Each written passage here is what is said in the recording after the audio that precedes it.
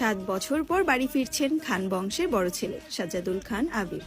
বাড়ি ফিরছে বললে ভুল হবে, বিদেশ থেকে দেশে ফিরছেন আবির। এই 7 বছরে খান বাড়িতে ঘটে গেছে অনেক ঘটনা, যার সাথে সশরীরে যুক্ত নেই আবির, তবে আন্তিকভাবে প্রতিটা ঘটনায় জড়িয়ে আছে সে। আবিরের বাবা চাচা 3জন। আবিরের বাবা সবার বড়, নাম আলী আহমদ খান। তানবীরের বাবা মেঝো, নাম মোজাম্মেল খান। ছোট চাচুর নাম ইকবাল খান। আবির তার বাবা মায়ের একমাত্র ছেলে। মেঝো চাচা মানে মোজাম্মেল খানের এক ছেলে এক মেয়ে। ছেলের নাম তানবীর খান, মেয়ের নাম মাহদিবা খান মেঘ। ছোট চাচার এক মেয়ে এক ছেলে, মিম আর আদি। এখনো তারা এলাকার যৌথ পরিবারগুলোর মধ্যে শ্রেষ্ঠ। বাড়ির সকলের প্রাণ যেন এক সুতোয় বাঁধা। 5 ভাই বোনের মধ্যে আবির সকলের চোখের মণি। আবিরের জন্মের পর তার বাবা মা দ্বিতীয় সন্তান নেওয়ার চিন্তা করেননি। এইচএসসি পর্যন্ত সে বাড়িতেই ছিল সবার নয়নের মণি। আবিরের চাঞ্চল্যে মেতে থাকতো খানবাড়ি। আচমকা যেন পরিবেশটা পাল্টে গিয়েছিল। 18 বছর বয়সে আবিরের হঠাৎ করে স্কলারশিপে বিদেশ পড়তে যাওয়া বাড়িতে সকলের সাথে শারীরিকভাবে যেমন দূরত্ব বেড়েছিল, তেমন দূরত্ব বেড়েছিল মানসিকতার। 7 বছর পূর্বের আবিরের সাথে বর্তমান আবিরের আকাশ পাতাল পার্থক্য। দেখেও যেন চেনার উপায় নেই। 6 ফুট লম্বা ছেলেটা, গায়ের রং শ্যামলা, গাল ভর্তি ছাপদাড়ি, চুলের স্টাইল কোনো নায়কের থেকে কম না। তার ফ্যাশন আর লুক যে কোনো মেয়ে এক দেখাতেই প্রেমে পড়ে যাবে। প্রেমে পড়ে যাবে ঠিক না, পড়তে বাধ্য। প্লেনে বসে আবির অবলীলায় ভেবে যাচ্ছে অতীতে ফেলে আসা স্মৃতিগুলো। সেই চাঞ্চল্যকর মুহূর্তগুলো এখন শুধুই স্মৃতির পাতায়। মাকে রেখে এসেছিল সেই যৌবনের প্রথম দিক, যখন তার বয়স ছিল মাত্র 18। সেই সময় মাই ছিল তার একমাত্র বন্ধু। আজ সে 24 বছরের যুবক। এতগুলো বছরের একটা দিনও বাদ যায়নি যে মায়ের সাথে ফোনে কথা বলেনি সে। বাড়ির সকলের সাথেই মোটামুটি কথা বলার চেষ্টা করেছে। ছোটবেলার স্মৃতিগুলো ভাবতে ভাবতে দেশে পৌঁছে গিয়েছে আবির। এয়ারপোর্টে আবিরের বাবা আলী আহমদ খান আর তানভীর দাঁড়িয়ে আছে। তানভীর সম্পর্কে তার চাচাতো ভাই আর বয়সে 2 বছরের ছোট, কিন্তু দুইজন দুইজনের বেস্ট ফ্রেন্ড আর কলিজার বন্ধু। তানভীর আবিরকে দেখেই দৌড়ে এসে জড়িয়ে ধরলো। এই 7 বছরে একবারের জন্য বাড়ি ফেরেনি আবির, তবে প্রতিনিয়ত কথা হতো আবির তানভীরের। আবির তার আব্বুকে সালাম করে জড়িয়ে ধরে। তারপর বাড়ি ফিরে 3জন। বাড়িতে যেন হই হই রই রই ব্যাপার। হবেই না বা কেন? বাড়ির বড় ছেলে এত বছর পর বাড়িতে ফিরেছে। রান্নাঘরে বাহারি রকমের রান্নার ধুম পড়েছেন। মা চাচিদের হঠাৎ দরজায় আবিরকে দেখে সবার মধ্যে হইচই শুরু হয়ে গিয়েছে। আবিরের আম্মু দৌড়ে এসে জড়িয়ে ধরলেন ছেলেকে। আবেগে আপ্লুত হয়ে মাকে জড়িয়ে ধরলো আবির। মমতাময়ী মাকে সেই 7 বছর আগে ছুঁয়েছিল। আজ এত বছর পর মায়ের ছোঁয়া পেল আবির।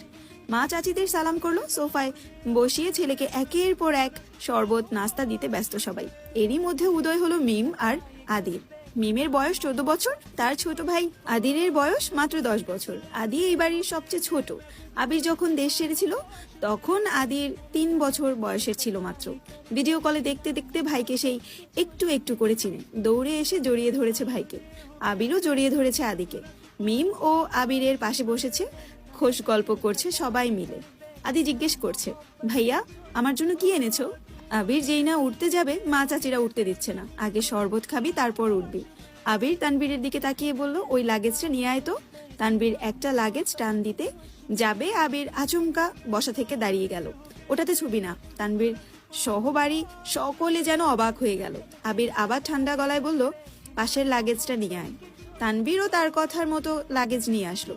লাগেজ খুলে যে যার মতো জিনিস বের করছে আর জিজ্ঞেস করছে, এটা কার, ওইটা কার।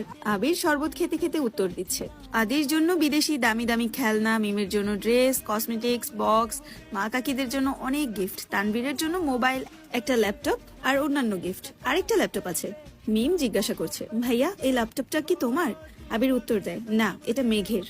মেঘের মা হালিমা খান জিজ্ঞেস করলেন, মেঘের ল্যাপটপ কি দরকার বাবা? আবির বলল, ওর তো এইচএসসি পরীক্ষা শেষ, সামনে অ্যাডমিশন টেস্ট আছে, অনেক কিছু জানার বা পড়ার দরকার আছে। মোবাইল দেখে পড়ার থেকে ল্যাপটপে সুবিধা হবে বেশি, তাই নিয়ে আসলাম। তখনই মিম বলে উঠলো, আমার জন্য নিয়ে আসতা একটা। আবির অবলীলায় হেসে উত্তর দেয়, তোর 18 বছর বয়স হলে তোকেও কিনে দিব, চিন্তা করিস না।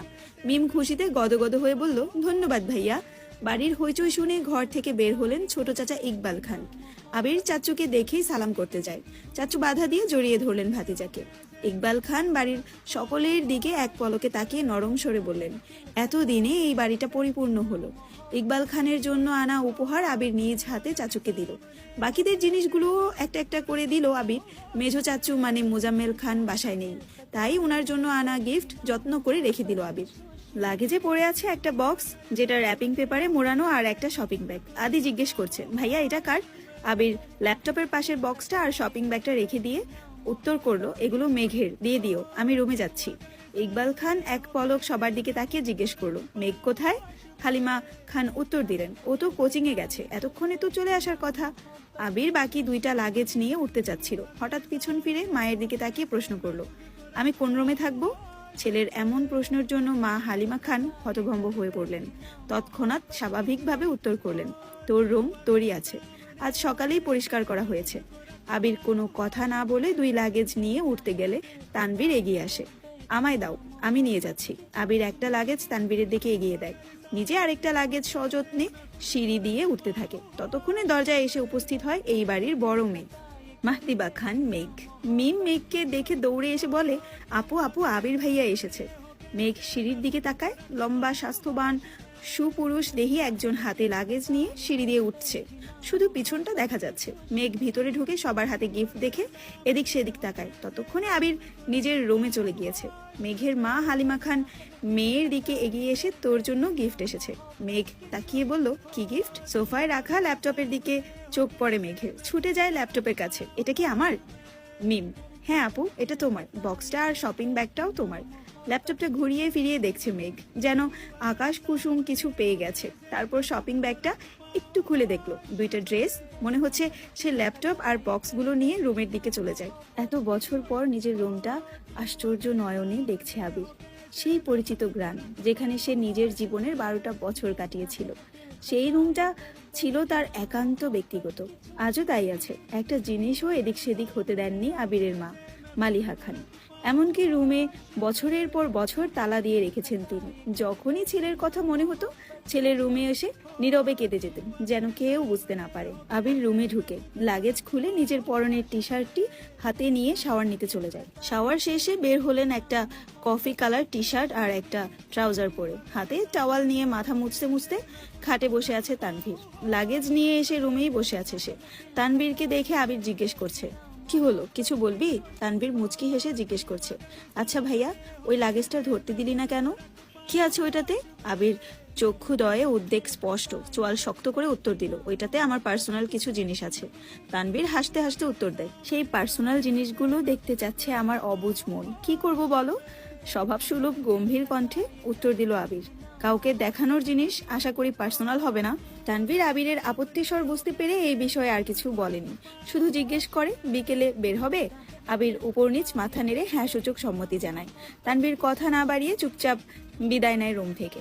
আবির খাটের এক কোনায় বসে মোবাইল হাতে নিয়ে গুরুত্বপূর্ণ কিছু চেক করতে ব্যস্ত হয়ে পড়ে। মেঘ নিজের রুমে ঢুকে শপিং ব্যাগ খুলে 3টা ড্রেস বের করলো। 3টা জামাই অসাধারণ সুন্দর, 2টা গাউন ড্রেস আর একটা গর্জিয়াস কাজের 3 পিস। ল্যাপটপটাও খুলে দেখে, তার প্রয়োজনীয় সকল অ্যাপ ব্রাউজার অলরেডি ল্যাপটপে সেট করা আছে। মেঘের দৃষ্টি যায় র্যাপিং পেপারে মোড়ানো বক্সের দিকে। র্যাপিং পেপার খুলতেই চোখ পড়ে 3টা উপন্যাসের বই, যেগুলোর উপরে ছোট্ট একটা চিরকুট লেখা, অ্যাডমিশনের পরে পড়বি। তার সাথে একটা ছোট্ট বক্স, যেখানে এক বক্স রঙিন পাথর। মেঘের এই পাথরগুলো ছোটবেলায় খুব পছন্দ ছিল। তার সাথে একটা আইফোন 13 প্রো ম্যাক্স মোবাইলের বক্স। ফোন দেখে মেঘের চোখ চড়ক গাছ। অনেকদিন যাবৎ মনের কোণে সুপ্ত ইচ্ছে ছিল একটা আইফোন কেনার, কিন্তু কাউকে বলার মতো সাহস হয়নি তার। এগুলো দেখে খুশিতে গদগদ হয়ে পড়েছে মেঘ। ইন্টার সেকেন্ড ইয়ারে পড়ুয়াকালীন মেঘের যখন কলেজ, প্রাইভেট, কোচিং সব মিলিয়ে ব্যস্ততায় দিন কাটছিল, তখন তানভীর তার পুরোনো একটা ফোন দিয়েছিল মেঘকে। সীমাটাও ছিল তানভীরের। বাসার মানুষের বাহিরে শুধু 3-4 জন বান্ধবীর নাম্বার ছিল সেই মোবাইলে। এমনকি স্যারদেরকেও নাম্বার দিতে নিষেধ করেছিল কড়া ভাষায়। তানভীর বরাবরই বোনের ব্যাপারে খুব সিরিয়াস। ভাইয়ারা বোনকে শাসন করে ঠিক আছে, কিন্তু তানভীর মেঘকে একটু বেশিই শাসনে রেখেছে এত বছর। এইচএসসি পরীক্ষা চলাকালীন সময়ে নিজের মায়ের পেটের ভাই তানভীরকে খুব সাহস করে বলেছিল, ভাইয়া, পরীক্ষা শেষ করে আমার একটা নতুন ফোন কিনে দিবা? অগ্নি দৃষ্টিতে তাকিয়েছিল তানভীর, যেন মস্ত বড় অন্যায় করে ফেলেছে। তারপর মেঘ নতুন ফোনের আশা পুরোপুরি ছেড়ে দিয়েছিল। আজ সে না চাইতেই আইফোন পেয়ে গেছে, ল্যাপটপ পেয়ে গেছে। এ যেন মেঘ না চাইতেই জল। আনমনে ভাবছে, মনে হয় তানভীর ভাইয়া বলেছে ফোন আনতে আর ল্যাপটপ আনতে, না হলে উনি কিভাবে জানবে আমার ফোন নেই।